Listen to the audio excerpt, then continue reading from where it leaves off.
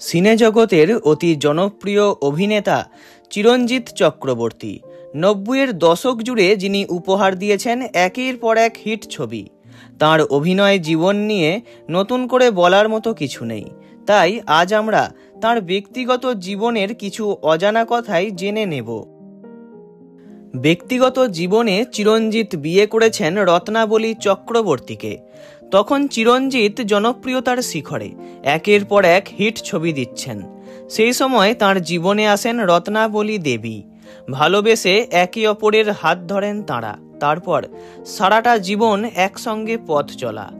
বিয়ের পর চিরঞ্জিত ও রত্নাবলী দেবীর সংসারে কোল আলো করে জন্ম নেন তাঁদের একমাত্র মেয়ে দীপাবলী। ছোট থেকেই কন্যা দীপাবলী বাবাকে দেখেছেন অভিনয় করতে, তবে তিনি বাবার পথ অনুসরণ করে সিনে জগতে পা রাখেননি, বরং বেছে নিয়েছিলেন লেখাপড়ার জগৎ। গোখালে মেমোরিয়াল গার্লস স্কুল থেকে লেখাপড়া করার পর মাইক্রোবায়োলজি নিয়ে এমএসসি করেছেন ব্যাঙ্গালোরের একটি কলেজ থেকে।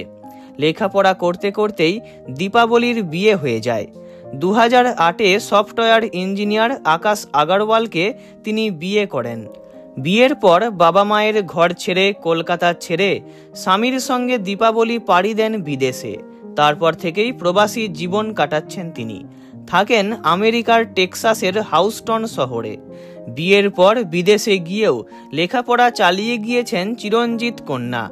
হাউস্টনের টেক্সাস হেলথ সায়েন্স সেন্টার থেকে ডক্টরেট করেছেন। বর্তমানে বিভিন্ন সায়েন্টিফিক বিষয় নিয়ে গবেষণা করছেন তিনি।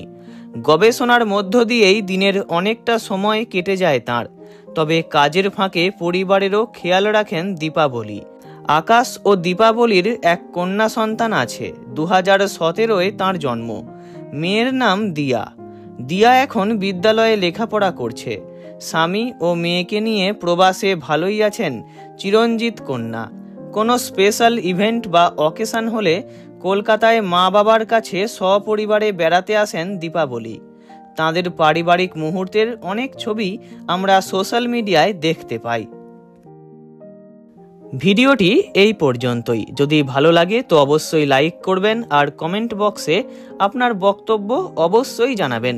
আর এই ধরনের অনেক ভিডিও পেতে চ্যানেলটি অবশ্যই সাবস্ক্রাইব করবেন। ধন্যবাদ।